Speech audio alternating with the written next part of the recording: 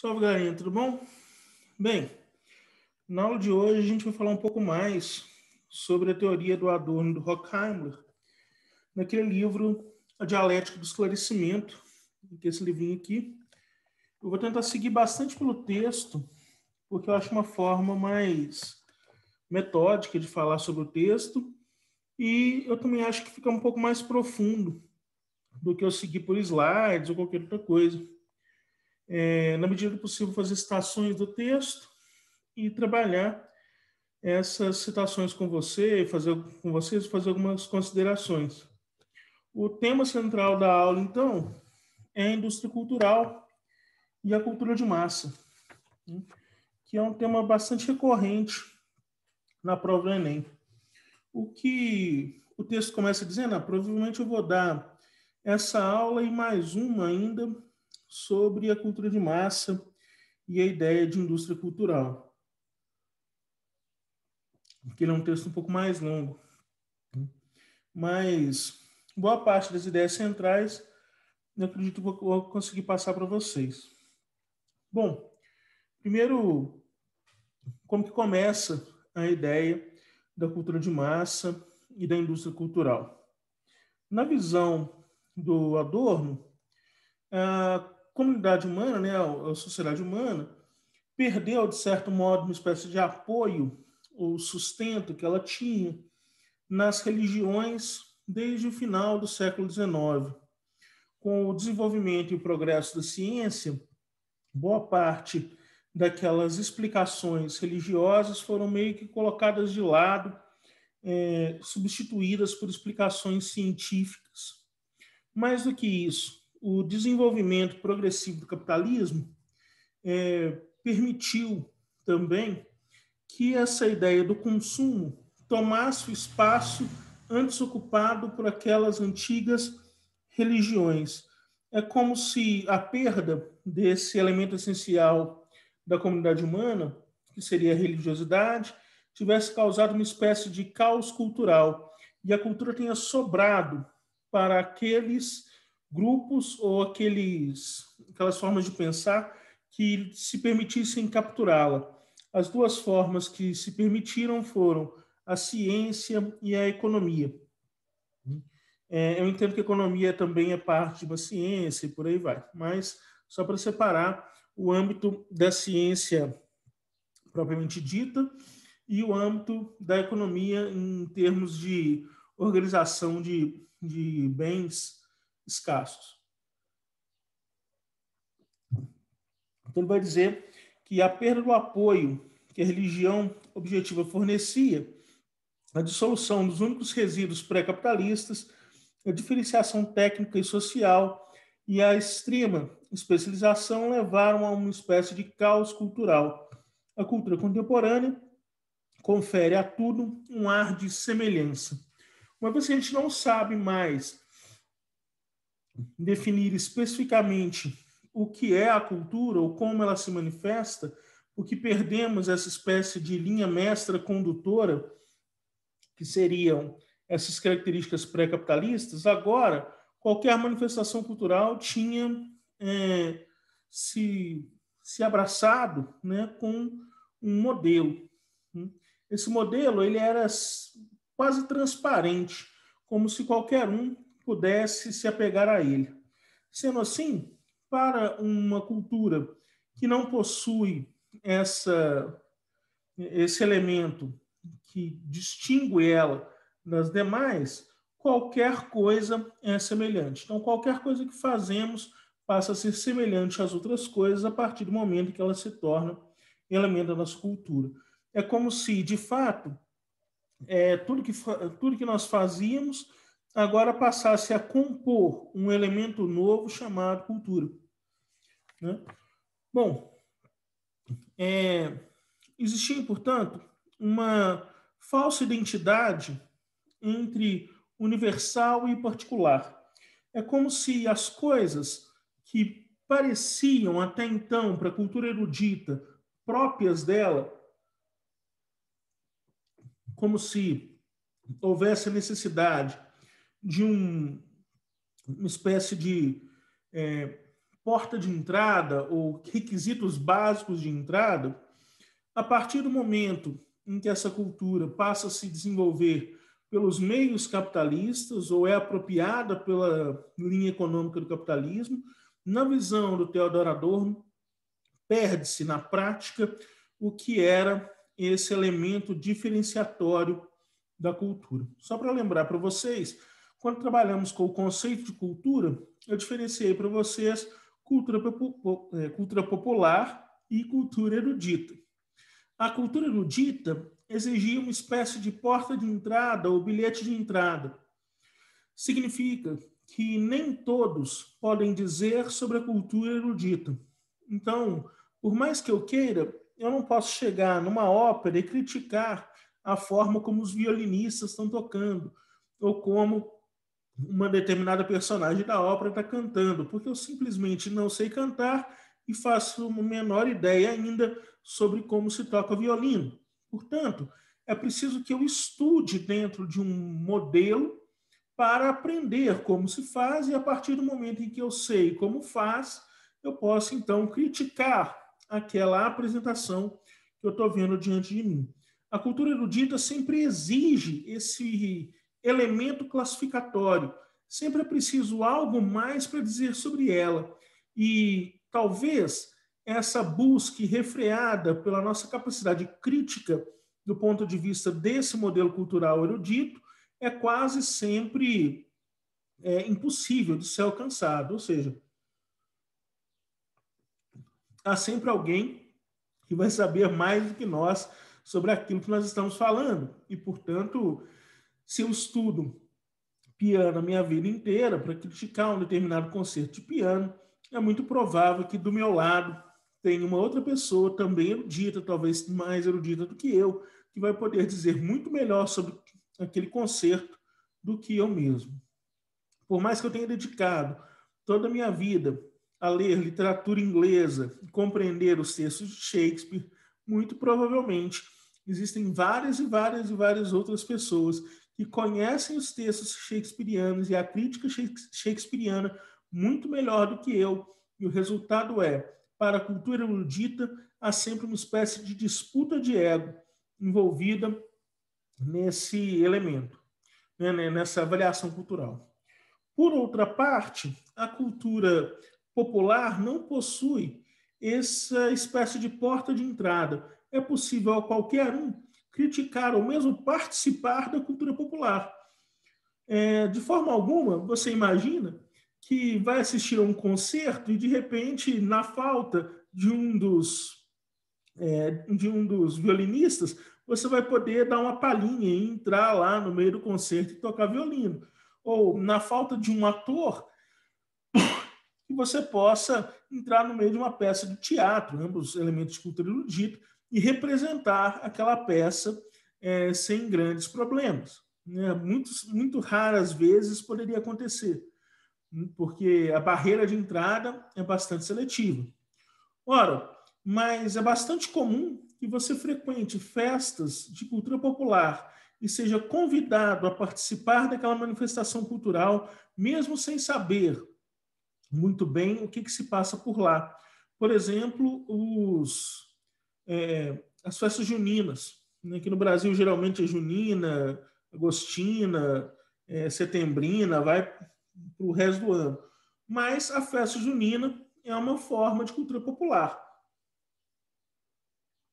E na hora que a galera vai dançar a quadrilha lá, não é raro que alguém que nunca tenha ensaiado a quadrilha junto com aquele povo participe da dança. Porque, afinal de contas, boa parte do que acontece ali é uma espécie de improviso. Então, a cultura erudita exigia da gente essa espécie de distinção. Essa distinção fazia diferenciar o todo da parte, ou seja, o indivíduo que possuía os dotes necessários para participar da cultura erudita, do grupo como um todo, que não possuía semelhantes dotes.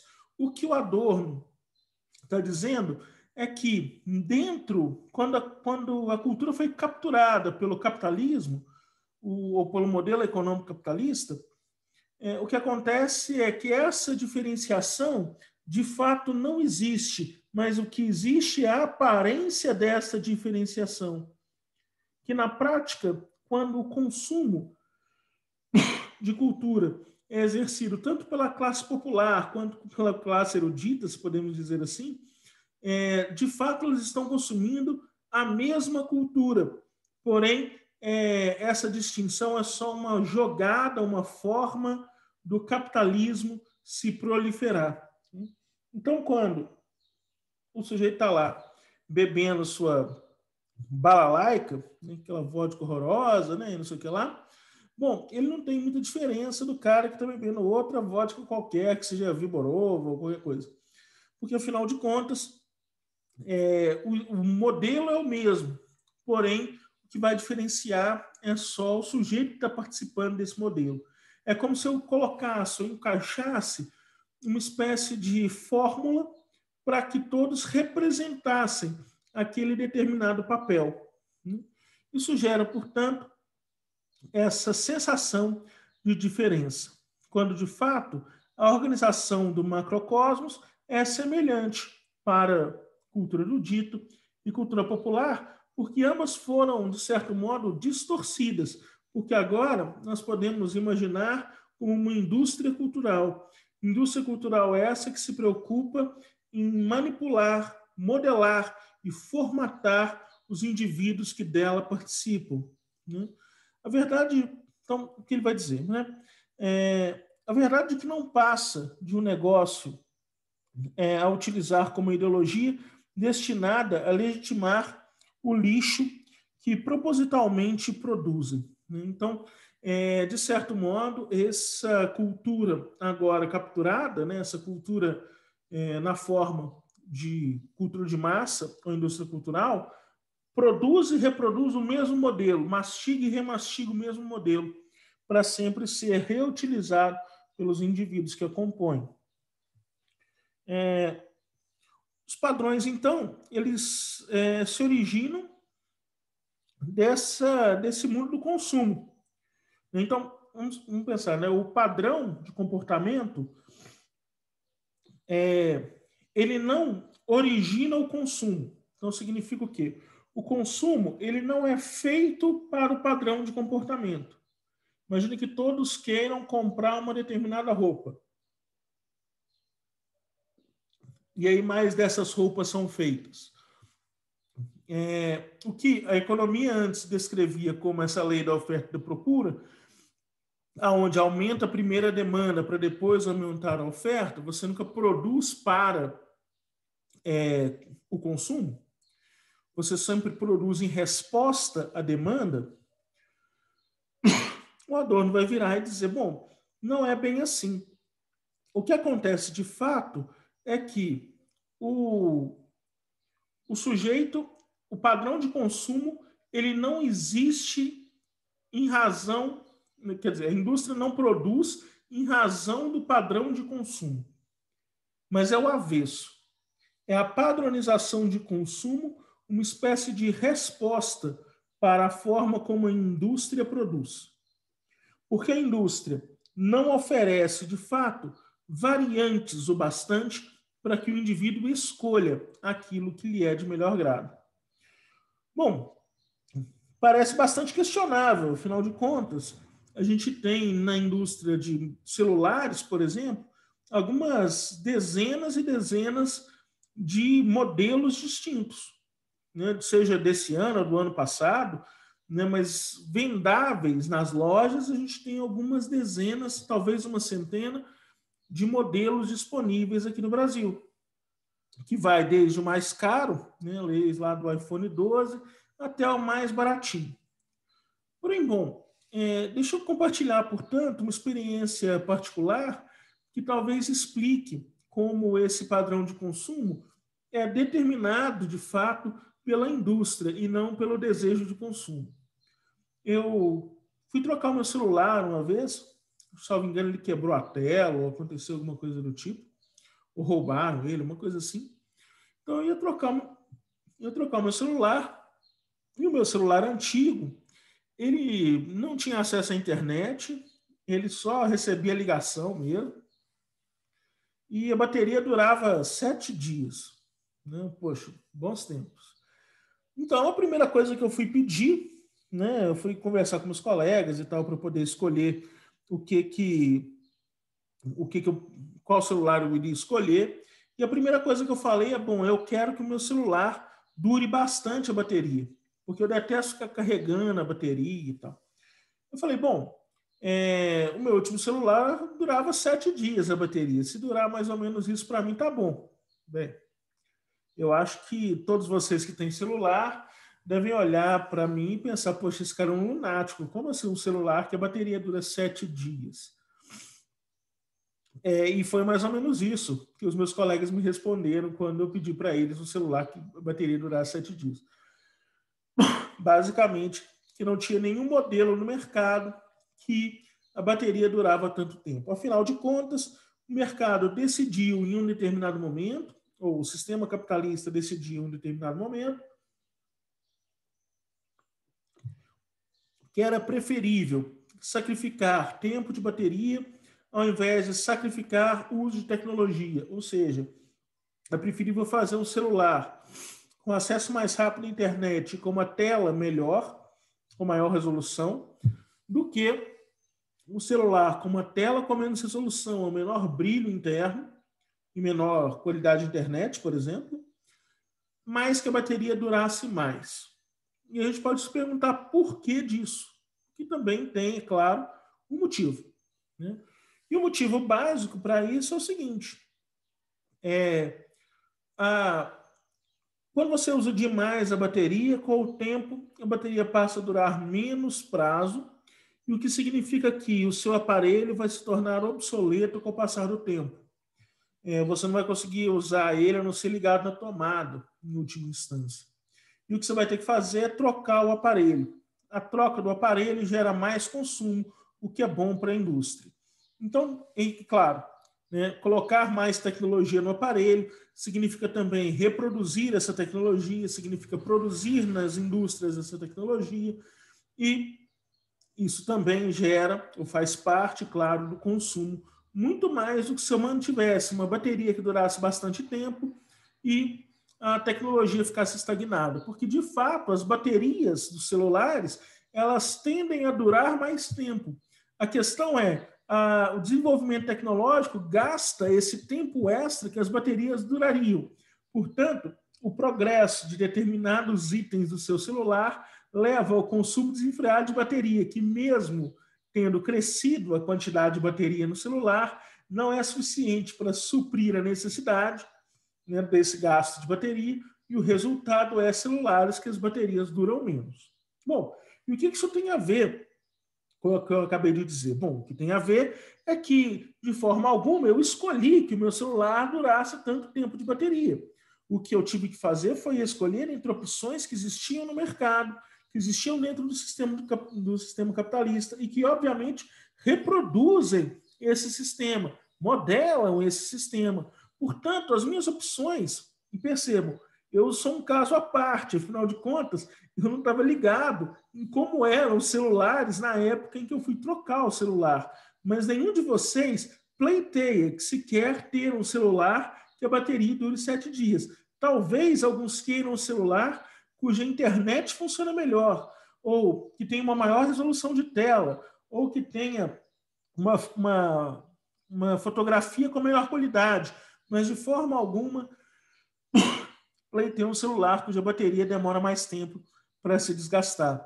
De fato, é que nós escolhemos nossas opções de compra a partir das opções fornecidas pelo mercado. E como as opções fornecidas pelo mercado vocês já conhecem e sabem que não há uma opção onde as baterias durariam 7 dias, o resultado é que vocês escolhem dentro desse pequeno conjunto de possibilidades que são os celulares de vocês.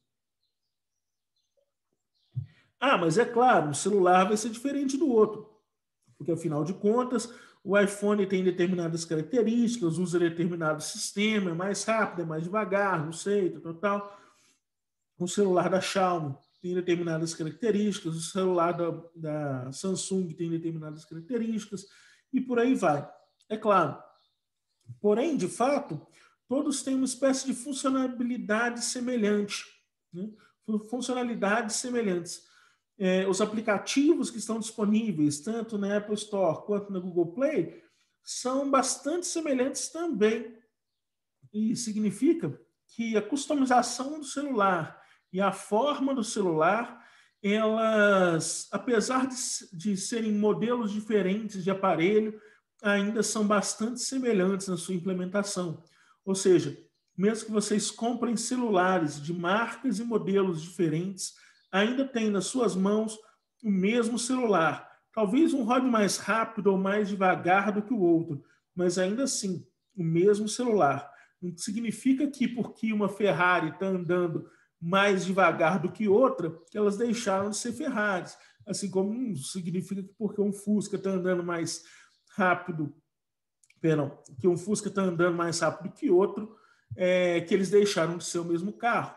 Bom, significa que os celulares de vocês são padronizados por esse modelo de consumo que é ditado pela indústria. A indústria visa a reprodução desses aparelhos, ou seja, tem uma espécie de prazo de validade para os aparelhos que você compra. E esse prazo de validade é ditado, em primeira instância, pela bateria. Em segunda instância, pelo sistema operacional, que, com o passar do tempo, se torna obsoleto e que impede a atualização de determinados aplicativos. E você troca o celular quase que de imediato, caso o WhatsApp não rode no seu celular. Você troca o seu celular quase de imediato, caso o aplicativo de e-mail ou então a Netflix não funcione no seu celular, né? Significa que vocês têm uma espécie de padrão de consumo que é ditado, em última instância, pelo próprio modelo e sistema capitalista. Né?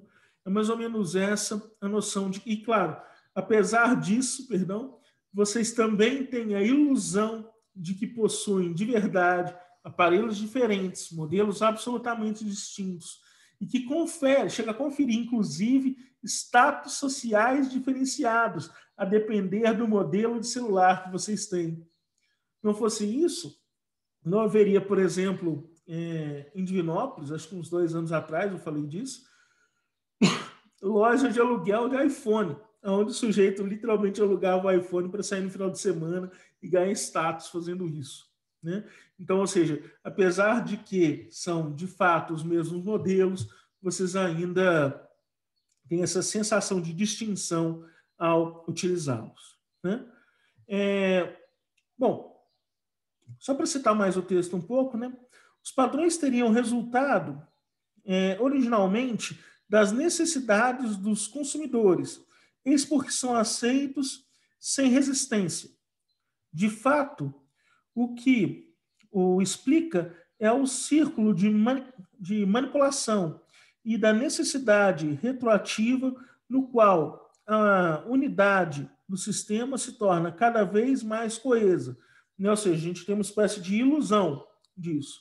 A técnica da indústria cultural levou apenas à padronização e à produção em série, sacrificando o que fazia a diferença entre a lógica da obra e o sistema social. Ou seja, não há uma diferença clara mais entre aquilo que é produzido e aquilo que o indivíduo deseja.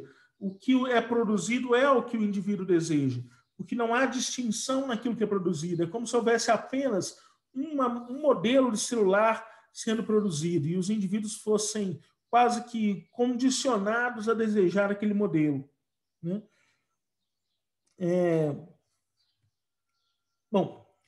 Então, essa necessidade de padronização e essa produção em série. A produção em série barateia o processo, né? E faz com que esse padrão de consumo seja cada vez mais atualizado, sempre atualizado. Eu lembro, nessa mesma vez que eu fui trocar o meu celular, né, que eu acho que é o melhor case para ensinar sobre indústria cultural que tem, nessa mesma vez que eu fui trocar meu celular, estava eu e um outro sujeito comprando, né, escolhendo o celular, E aí eu fiquei dando uma volta na loja e deixei a atendente atendendo aquele cara, né? E aí ela vira para esse cara e diz assim, poxa, esse modelo aqui acabou de chegar para a gente. Ninguém tem ele em Oliveira. Não, peraí. Eu pensei, né? Claro que eu não falei para atendente que eu sou idiota. Mas, peraí. Quer dizer que ninguém em Oliveira comprou isso pela internet. Quer dizer que ninguém em Oliveira pode ter ido em BH ou em Divinópolis e comprado esse celular, esse mesmo modelo. Né? Ou seja, há uma espécie de venda de exclusividade. Porém, essa exclusividade é absolutamente ilusória. E o cara caiu no papo da atendente, comprou o celular achando que estava abafando e que tinha comprado um celular que mais ninguém tem em Oliveira. Bom, tudo bem. Né? Cada um usa os seus próprios critérios para poder, comprar o que quiser. Agora, essa ilusão de distinção é absolutamente fantástica do ponto de vista sociológico. Né? Bom, isso leva, portanto, a uma espécie de automatismo, né, e mecanização dos procedimentos, de tudo quanto é área, inclusive. Não só dos procedimentos industriais, que estavam lá expressos muito bem em tempos modernos do Chaplin, mas também uma espécie de padronização do ato de consumir, da ação de consumir. Ou seja, um modelo replicado como o McDonald's exige um determinado comportamento do seu consumidor. Um modelo replicado de séries de TV exige um determinado comportamento do seu consumidor. E um modelo replicado como novelas de TV também exige um modelo de comportamento do seu consumidor. Significa que os indivíduos, ao mesmo tempo que perdem essa autonomia do consumo, perdem também a autonomia de escolha, né? A sua possibilidade de escolha, e perdem com isso a sua autonomia de comportamento. Porque, afinal de contas, se um determinado objeto é feito para ser utilizado de uma maneira, esses indivíduos acabam se utilizando desse objeto sempre daquela maneira. Portanto, os objetos sendo produzidos iguais levam os indivíduos a agirem de maneira semelhante. Né? São raras as vezes onde existe uma espécie de conflito. Só para continuar no mesmo exemplo, quando os celulares deixaram de ser peças um pouco menores e se tornaram em peças desse tamanho, né? Portanto, acho que 5 polegadas e meia, 6 polegadas, quando os celulares passaram a ser desse tamanho, teve até uma propaganda da Apple, né, onde perguntavam para a Apple, poxa, você não vai trocar o tamanho do celular agora, do iPhone, não sei o que lá? E ela falou, não, e o motivo é bastante simples, né, que o seu dedo alcança todos os pontos da tela do iPhone. Bom, ela teve que sucumbir à indústria, porque toda a indústria passou a produzir celulares um pouco maiores, e o resultado é que os consumidores passaram a consumir e preferir, entre aspas, celulares maiores, e o resultado a indústria da Apple teve que se adaptar. Se adaptar ao consumo dos indivíduos? De forma alguma. Se adaptar ao modelo da indústria. Isso é preciso deixar bem claro, né, que as adaptações, que essas adaptações nunca se dão de forma a agradar o indivíduo, mas se dão de forma a padronizar o modelo. Né? A Apple, que geralmente tinha os seus modelos replicados, teve que abaixar a cabeça e replicar um determinado modelo que passou a ser padronizado. Né? Isso também contamina, de certo modo, não só a indústria dos bens de tecnologia, mas também a uma indústria cultural como um todo. Leva a padronização de novelas, leva a padronização de séries, leva a padronização de filmes, que agora são e parecem ser, aliás, são basicamente os mesmos. Se eu contar para vocês um enredo de Velozes e Furiosos 1, 2, 3, 4, 10, o enredo vai ser mais ou menos semelhante, com a diferença do lugar onde o filme se passa e dos modelos de carro, talvez um ou outro ator. Se eu contar o enredo para vocês de Avengers 1, 2 e 3, o enredo vai ser basicamente semelhante. O que vai mudar é só os atores envolvidos, a quantidade de heróis envolvidos e o tamanho do problema a ser resolvido. Mas isso, de fato, não muda o enredo da história. Muda, no máximo, a capa dessa história. Muda, no máximo, um flavor, né, da história, onde essa história se passa. Mas não muda ela como um todo. Não muda ela em si. Né? Esse modelo, então, vai ser replicado em várias vezes. Se eu pegar vários outros filmes de ação, eles também replicam o mesmo modelo de Vingadores. E Vingadores não é, de forma alguma, original. Ele também replica outras e outras formas e estruturas de filmes de ação. Significa que essa indústria contaminou o cinema. Porque, afinal de contas, quem quer perder um investimento de 200 milhões de dólares como é um filme dos Vingadores? Se o mesmo modelo tem dado certo, se as pessoas já se acostumaram a consumir de acordo com aquele modelo, quem quer perder esse dinheiro? Né? O que tem de novo nos Vingadores? Bom, tem de novo nos Vingadores é terem feito uma espécie de multiverso, né? Aonde cada Vingador é apresentado em um filme próprio. Filme próprio esse que, se você comparar cada um deles, é muito semelhante entre si, né? Mas ainda assim um filme próprio. Porém, a resolução e o desenvolvimento dos filmes é bastante semelhante. Bom, se a gente pegar, por exemplo, um exemplo de filme legal para assistir que critica justamente isso, é Birdman. Birdman faz uma crítica bastante severa a esse modelo de blockbusters, esse modelo enlatado, que parece que todos os filmes são iguais, porém com atores diferentes. Você pode chegar no começo, no meio e no fim e saber mais ou menos o que está se passando. E talvez seja justamente essa a força desses filmes, porque por não exigirem uma capacidade crítica e um entendimento atento dos consumidores, permite-se reproduzir tantas vezes. Permite que o consumidor assista 10 ou 12 vezes, se necessário. Porque, afinal de contas, o objetivo não é entender, o objetivo é passar o tempo. Bom,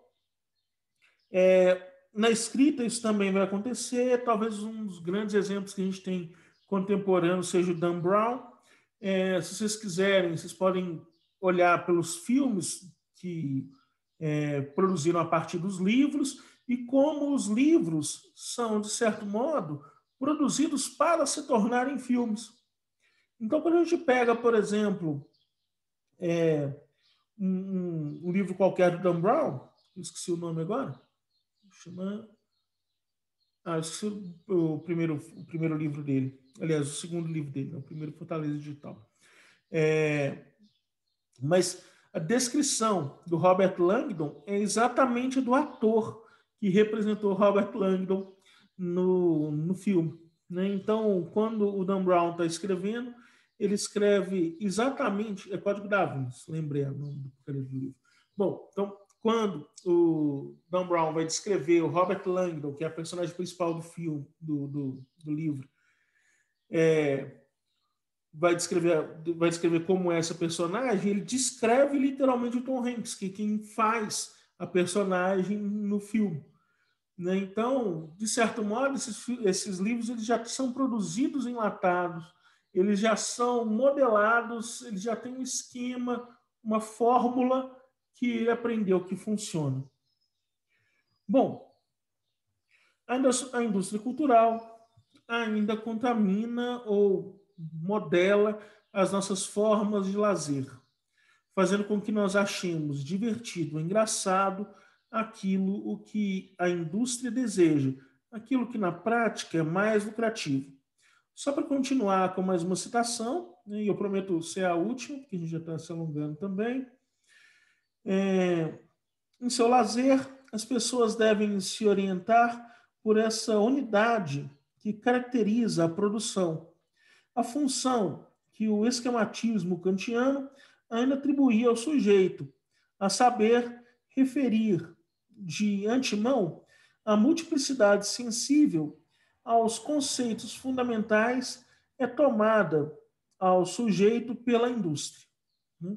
Ou seja, quem vai definir quem é o sujeito, quem vai estabelecer uma espécie de novo imperativo categórico, de forma onde o sujeito se comporta, o modelo onde ele se comporta, é a própria indústria. Nesse sentido, a indústria captura o lazer, porque definir o que é divertido e o que deixa de ser também é um elemento bastante relevante e importante para a vida dessa indústria cultural, né? A indústria desenvolve-se com o predomínio que o efeito, a indústria cultural desenvolve-se com o predomínio que o efeito, a performance tangencial e detalhes técnicos alcançam sobre a obra, que era outrora veiculada a ideias e com uma espécie de liquidez. Ou seja, ela abafa esse modelo transitório do lazer, abafa essa individualidade do divertimento. Agora, o divertido é puxado por uma massa de pessoas. E, bom, não seria possível compreender esse modelo puxado por uma massa de pessoas, modelo de lazer puxado por uma massa de pessoas, sem compreender aquele texto do Freud que eu já citei para vocês, Psicologia das Massas e Análise do Eu, né? Afinal de contas, é onde ele demonstra que a ação dentro de um grupo, dentro de uma coletividade, acarreta a substituição do sujeito por uma espécie de inconsciente do grupo, né? Ou seja, os sujeitos agindo da forma como o grupo espera que eles agindo porque se preocupam com o julgamento do grupo. Resultado, se eu me preocupo com o julgamento do grupo e todas as formas de ação, todas as formas de agir, todas as formas de consumo me são ditadas pela indústria cultural, porque só se produz os produtos de acordo com o modelo estabelecido, é claro que eu vou desejar as mesmas coisas que eu espero que o resto do grupo deseje. E, por consequência, o resto do grupo também abre mão de sua individualidade, desejando também aquilo que eu desejo. Bom, você poderia me contrapor dizendo que, mas Pedrão, poxa, no meu grupo uns preferem Fanta e outros Coca. Como se Fanta e a Coca não fossem da mesma marca. Ah, mas uns preferem Pepsi e os outros Coca. Os dois preferem refrigerante de cola, né? E por aí vai. O modelo ainda continua sendo o mesmo. E talvez o exemplo mais parrudo, né, o exemplo mais interessante, só para terminar a aula, dessa padronização, dessa formatação do lazer, seja a implementação das novelas e do Big Brother. Se a gente for comparar as novelas e o Big Brother, a gente tem uma comparação bastante interessante para compreender como essa indústria cultural se manifesta. Afinal de contas, as novelas nos divertem, né, nos permitem lazer, porque são ficções que consideramos como se fossem reais, ao ponto de alguns atores, né, que representam vilões das novelas apanharem na rua, porque as pessoas não sabiam diferenciar quem é a personagem e quem é o ator, né? Em contrapartida, o Big Brother faz o oposto, não é mesmo? São realmente pessoas reais, mas hoje, obviamente, tudo esquematizado, tudo combinado, porém, no começo, lá, há vários anos atrás, quando ele surgiu, ele se vendia como um programa de pessoas reais, mas que nós, espectadores, assistimos como uma novela, como ficção, como se todo mundo ali estivesse jogando, como se todo mundo ali estivesse manipulando, e isso fizesse parte do jogo. Então, essa diferenciação entre as novelas e o Big Brother mostra bastante para a gente como essa indústria cultural modela e modifica o consumo e as formas de lazer dentro da indústria cultural, certo? Bom, galerinha, o que eu programei para hoje são essas partes, né? Vocês podem aplicar isso a diversos elementos, como, por exemplo, as redes sociais, né?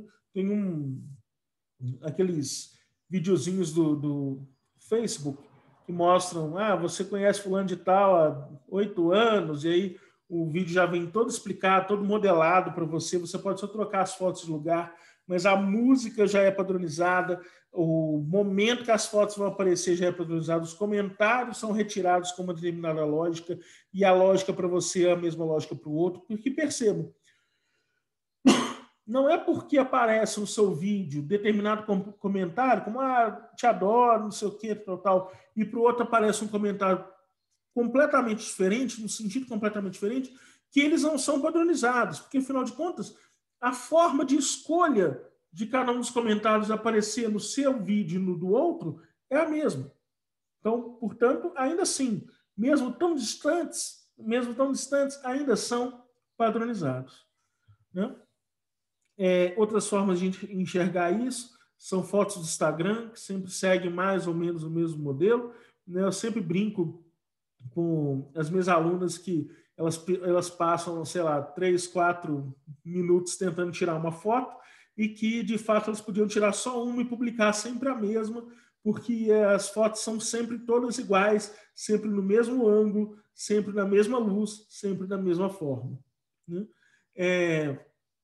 Ou então, talvez, os modelos do YouTube, né, onde a plataforma favorece vídeos de até 10 minutos, com conteúdo semelhante a todo momento, publicados todos os dias e por aí vai, né?